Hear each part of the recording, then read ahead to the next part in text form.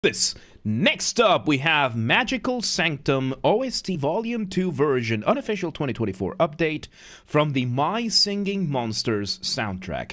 Once again, everybody, this is a Basterd's LFA, a layman-friendly analysis. I'm a professionally trained musician, a composer, and my objective here is to explain things in a way so that you don't have to be one to understand what is happening here musically. So, if you like the sound of that, make sure you're following the channel, subscribe to the channel, whatever term you want to use, like the video, share the video, leave a comment, turn on notifications, become a member, all that good stuff. At the time of recording, we recently just passed 3,000 subscribers, so thank you so much for 3,000 on YouTube. It's insane that y'all are here. Thank you. Two disclaimers. Number one, this is my first time hearing this track ever, so I will be pausing a lot, as I will be pointing things out as they happen and as I realize them. And number two, this is recorded live on stream on a single take, so I might stumble upon my words. Whatever happens, happens. So, with that said, let's do this. My Singing Monsters, Magical Sanctum. Let's go.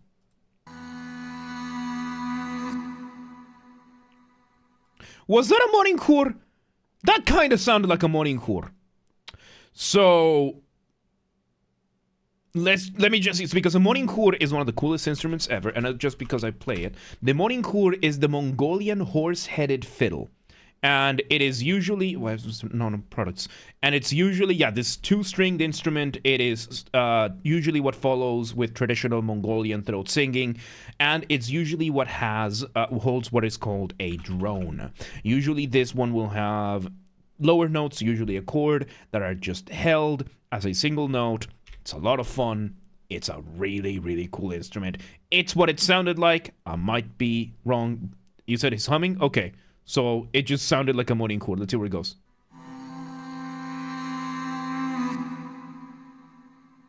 No, that's a bowed instrument.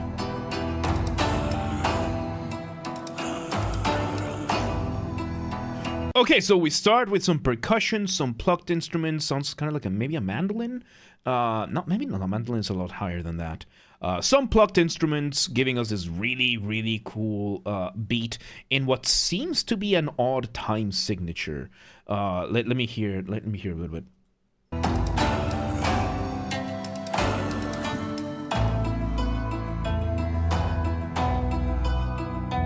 Okay, and now we're having this same plucked instrument giving us some arpeggios. Arpeggios is when you play a chord one note at a time. Very good for filling up time. And we're having these extra bits of mainly texture being filled up around the rest of the thing. Of course, Mongolian throat singer thinks it sounds like that thing. Yes! But also because I have a somewhat trained ear. So let's see where this goes.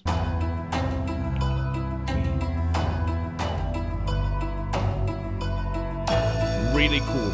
And I think the rhythm is just all over the place right now, but I'm gonna figure out what time signature that is. We have these what sound to be pan flutes.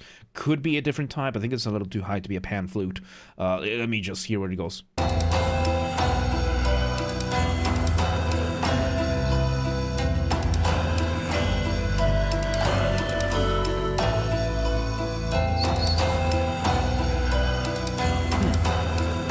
Interesting. Most importantly, the flutes over here, whatever type of flute that might be, I'm just going to call it a flute, is doing what I think is our motif. Motif being the smallest version of your musical idea, the seed, the essence from which everything else comes from, right? So it's very cool. It's a very, very cool vibe, and we are definitely doing an odd time signature. So, yes, correct, Nathan. So, we're having this time signature, odd time signature. When you're making music, you have three elements: melody, harmony, rhythm. Rhythm is the study of time, is what you do with time, how fast something happens, when it happens, duration, all that kind of stuff. And usually that is going to be divided into bars or measures. These are two interchangeable terms, and you determine the duration of your bar and the type of beats that you have with a time signature. A time signature is going to be two numbers: upper number, lower number. Upper number is the number of beats, lower number is the type of notes that the beats will make them. So in English, it's pretty easy to understand. Whole notes equals 1, half notes equals 2, quarter notes equals 4, eighth notes is 8, 16th notes is 16, so on and so forth. So in this case, 4/4 means 4 quarter notes per bar. Another thing to note: one whole note contains 2 half notes, one half note contains 2 quarter notes, one quarter note, 2 eighths, an eighth, 2 sixteenths, so on and so forth. So in 4/4, we have 4 quarter notes. This is the most common type of measure in the West. So we have 4/4 in this case. This would not what is happening in the piece right now, but you have counted 1, 2, 3, 4, 1, 2, 3, 4. Some of the other common time signatures that we have in the West are 3/4, in which case 3 quarter notes: 1, 2, 3, 1, 2, 3, 1, 2, 3. Then we have 2/4 is another one that is very common in the West. Very simple: 1, 2, 1, 2, 1, 2. Very, very cool. And then we have other ones that are on 8. So 6/8 is another really common one. Is usually the waltz one. 1, 2, 3, 4, 5, 6. 1, 2, 3, 4, 5, 6. And then we have odd time signatures. Which song is this? This is from the live queue. So, and this is Magical Sanctum. And then we have what we in the West call odd time signatures, which is usually just something that goes beyond the norm in these, right? Like anything that goes out of this. So something like a 5/4, a 7/8, something like that, and you're gonna get these very odd sounding, different sense of pace and everything. One more thing to explain: bars that have 1, 2, or 4 in the lower number, those usually you count in the numbers that you have the notes of. So 4/4, we count 1, 2, 3, 4, 1, 2, 3, 4. However, when it comes to eighth notes and further, you start subdividing them into groups. For example, 6/8, we subdivide the eighth notes into 2 groups of 3, because usually it's going to be faster.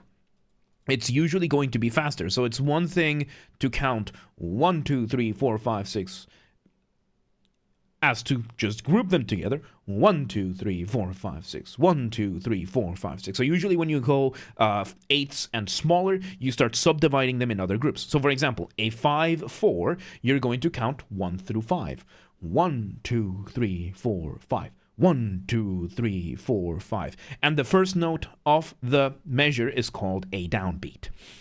Now, if you go for something like a 7/8, this is when you start subdividing, because you can't, especially if you're doing it fast, it's pretty difficult to count 1, 2, 3, 4, 5, 6, 7, 1, 2, 3, 4, 5, 6, 7, 1, 2, 3, 4, 5, 6, 7, especially because 7 is 2 syllables. And that is very counterintuitive. So the solution, at least in most cases, you subdivide them into smaller groups. When it comes to 7/8, it's going to be 2 groups of 2 plus a group of 3 eighth notes, or any other combinations. You're going to have 2 groups of 2, 1 group of 3, and you put them in whatever order you want, and then you just count the subdivisions themselves. So instead of counting 1 through 7, you count 1, 2, 1, 2, 1, 2, 3. And you got it. And then you can change them however you want. So the most common type of 7/8: 1, 2, 1, 2, 1, 2, 3, 1, 2, 1, 2, 1, 2, 3, 1, 2, 1, 2, 1, 2, 3, 1, 2, 1, 2, 1, 2, 3, 1. And then you can just mix and match however you want, right? So right now, in this rhythm that we're having here, we're doing some sort of odd time signature. I don't know which one. I'm having a hard time understanding, picking out which one, which could be the point, because a lot of the times the rhythm does not fully match what the time signatures are doing, and that happens a lot. For example, in the game Dark Souls 3, most of the boss fights are tied to the music, rhythmically speaking. So yes, technically speaking, Dark Souls is a rhythm game. Most of the attack patterns of the bosses are tied to the soundtrack, to whatever is going on. However, there is one that throws you off. Because most of them, the drums are going to be on beat, so you can pretty much just hear when the boss is going to attack you for everybody except the dancer of the Boreal Valley. This is by many people considered the most difficult fight of that game because the drum beat is not on the measures. It's not part of the measures. The drum beat is there to throw you off. But every other track in the entire game is made to give you, that is just 4/4 at 90 BPM. There you go. So turns out this is a very, very simple rhythm, but the drums are there to throw you off in that case. Look at that. Thomas gave us the solution to this mystery. Let's continue.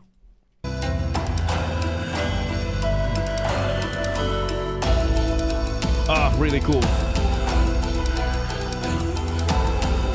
And yeah, we're adding extra little elements, layers here and there, like extra percussion, stuff like that. So, yes. And Tactilad, remind me after the video. Remind me to answer that question after the video. So yeah, let's continue here, because we deviated a little bit here when it comes to this. Really cool flute melody, developing the motif.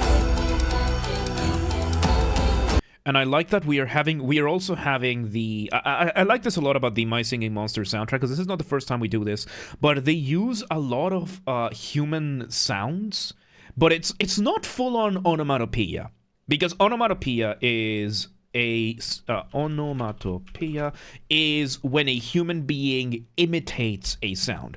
In a case like myself, that I can actually imitate several sounds, because, you know, I do throat singing, I do growling, all that kind of stuff. We have, for example, in my case, I can bark. I can actually bark. I can actually imitate the sound. Oh yeah, onomatopoeia thank you, Amber. With an I. I always forget it's an I. It's silly language. Like in my case, I can actually emulate the sound of a dog barking just like that, right? It's just growling, and that is what I do. I can do that. That technically counts as onomatopoeia, but usually it's going to be somebody just mimicking or writing down how you think a sound sounds. For example, in English, you will have the sound... you will write down woof. That is onomatopoeia for a dog barking. So in this case, that was my computer. In this case, the sounds that are being done are just grunts and different things that are going on. So we're having these, and everybody is just doing these monster-like sounds, but in a very innocent way. Because we're having, right, one of the singers... And then we're having the other singers just giving purely texture for everything. And it's just a really, really cool detail that these guys add. And look, if you wanted the sound of a toad, I think that was a little bit higher. There you go. Something like that. So, I usually don't use these type of vocal sounds. I usually do it like imitate demonic voices, something like that, and like to portray like a very evil thing, you know. I speak in a very deep tone to make it sound like it's evil. Because, you know, it actually sounds cool. So there you go. The drop is soon. So yeah, let's continue here. Megatron, there you go. There you go. And I don't even need to turn on sound effects for that. Look at that. Let's see. Let's see where it goes. So yeah, we're having these little things. Oh! Now we bring in... So yeah, now we transport the melody from this flute over to these vocals. Very, very cool transition. We have... We bring the cymbal in, and usually a cymbal is a good way of transitioning between one piece to another, and this is really cool. Let's see where it goes. Very tribal sounding, this one. Nice, Jess, nice. Make a nursery run where you native animals? That sounds fun. So yeah, we're repeating this. Oh, we bring in the mouth harps. Mouth harps are awesome. These are very, very subtle there, but mouth harps use what is called the harmonic series. They are these little didgeridoo and mouth harps. I think it's both because they both use the same principle. The didgeridoo, is this really, really cool instrument, which I think I can imitate this one. Because I put my hands here.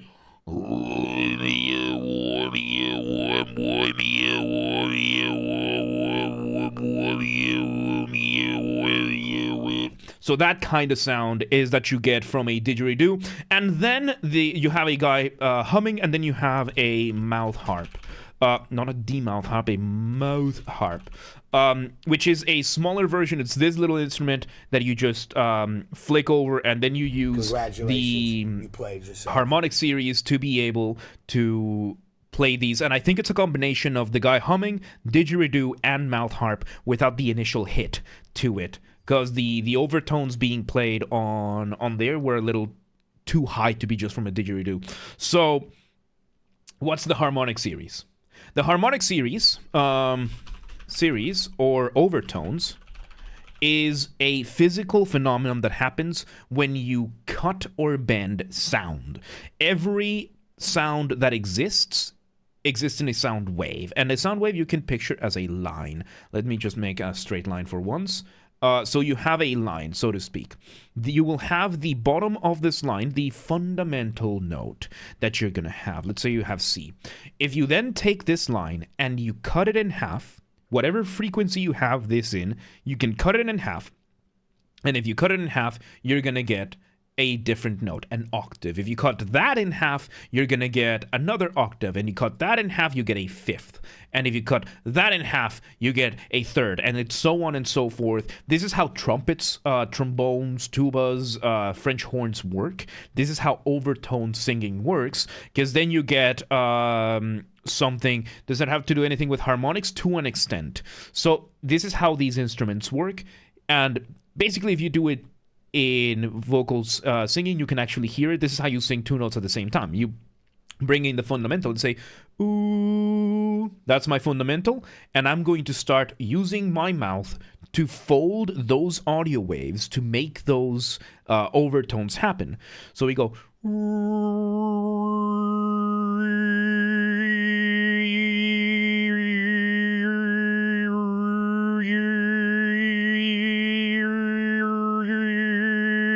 This is the harmonic series, and in essence, this is how a lot of these instruments work. This is how trumpets work. This is how the didgeridoo works, and the didgeridoo is just on a lower end. Am I Mongolian? No, I am not Mongolian. So yes, we have this going on with those kinds of things. No, I'm a flesh and bone human being. It's way too early for us to have this kind of androids. So yeah, let's continue with this. Let's see. We bring this. So yeah, we're having this. Is this gonna be on the quiz? Yes. Let's see.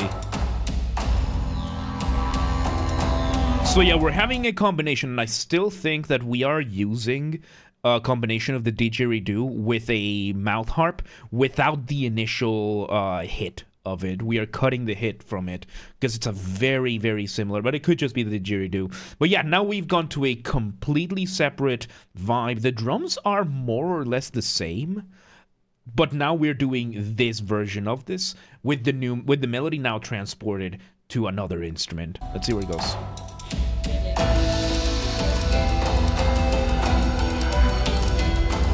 A faster version of the melody. Very nice. Oh no, we brought the pan, where the flute back, the pan flute back. Let's see. Oh. And yeah, we're having the vocals. Like, I like how most of the time the vocals here are used for extra texture. Really, like, there's very little functional melodies that the vocals tend to do. That is kept for the instruments themselves. The vocals are there to kind of symbolize the different monsters that you get. This is really, really cool. I really like that about this, about the My Singing Monsters, because it's just a very creative way of using the human voice. So, let's see. Nice overall, nice. We bring back this type, the singing, with the grunting. Nice. Oh! And we add one more layer. Basically, we are revisiting some of the material we had before, except now, this is just... We are in the climax of the piece, and we're just revisiting as much as we can, bringing as many layers as we can, and introducing, for example, right now, that melody that we had, that was mostly done by the flute, and now we are taking it to just go for the high notes now with the vocals. This is... I have an SM7B, yeah. Nice. Really cool. I like the native sounding voices. It adds so much. But yeah, the drums haven't changed that much, and that is really, really, like, we've had a couple of moments of silence here and there, but in general, it's a really, really cool thing to see the drums doing this kind of ostinato. So what the drums have been doing is an ostinato. Ostinato is you're doing the exact same thing over and over and over and over and over and over again. It's been pretty much the same drums, and everything that's changed around them is the rest of the music. I'm bringing it up. If you want to see a really, really cool, cool variation of this, where you see this happening in action, the intro of The Mirror by Dream Theater. The guitar is doing an ostinato for 1 minute. The same thing. Cha cha chung, cha cha chung, cha cha chung, cha cha chung. That's all the guitar is doing for 1 minute, and it's the drums, the synths, and everything that change around it. And in essence, we're seeing kind of a reverse of that, with everything else changing around it. It's really cool. Let's see how it ends, because we got about 30 seconds left. Most drum beats can be ostinatos. Like, if you talk like rock and roll, most drum beats are ostinato. Yeah. Like AC/DC, every song the drum beat is an ostinato. Nowadays in metal, that changes a lot. Like metal, jazz, most of the newer rock bands, most electronic music, you have ostinato in the drums, because the type of drums that you have are going to determine what subgenre you're in, right? So you have that kind of thing. And when your life is an ostinato, you know something's wrong or something is very right, because an ostinato is something that is used as foundation for something far, far bigger than itself. So let's see how this ends.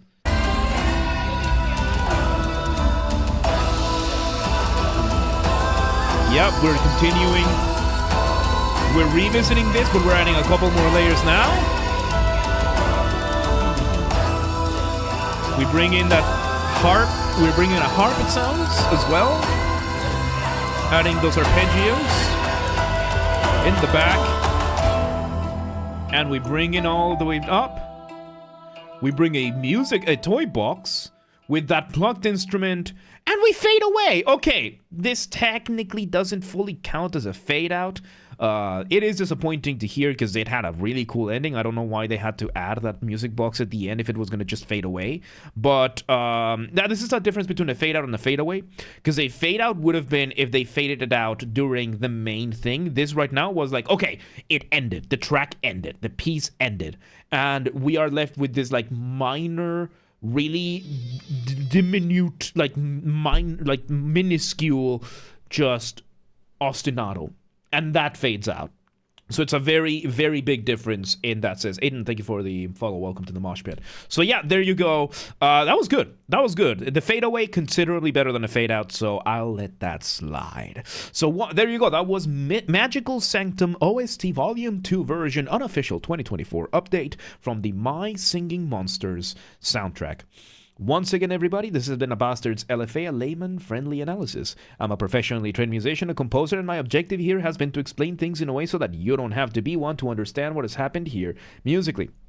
So if you're watching this on the YouTube video archive thing, thank you for watching. Make sure you're following the channel, subscribe to the channel, whatever term you want to use. At the time of this recording, we just passed 3,000 subscribers on YouTube. Thank you so much for that. I was not expecting to get this far this quickly, so thank you to everybody who has been watching these videos. Make sure you like the video, share the video, leave a comment, turn on notifications, become a member, all that good stuff. If you want to listen to this without me interrupting every 3 seconds, I will be linking it in the description down below. If you want to request a song and you're not on the live stream, if you are on the live stream, do not request yet. And if you're not on the live stream, go to the Discord server, link down below, go to the LFA requests channel and follow the instructions on the pinned messages. And if you want to catch the streams live when they happen, we aim for Monday through Friday, 6 p.m. Central European Time. Full schedule in your local time zone up to date is in the Discord and the Twitch, both linked down in the description. They're showing your local time zone so that you don't have to worry about this kind of thing. And follow the gaming channel. We have a gaming channel. Games are Basterd. That's where we put the VODs of the gaming after shows whenever they happen. Link down below, or just search for it on YouTube. Same username as James R. Basterd. You just swap the J for a G, and you got it. And yeah, there you go. Really, really good stuff, man. Magic Sanctum, like the My Singing Monsters, a very impressive soundtrack. So there you go. There you go. Really, really cool stuff. But yeah, let's move on.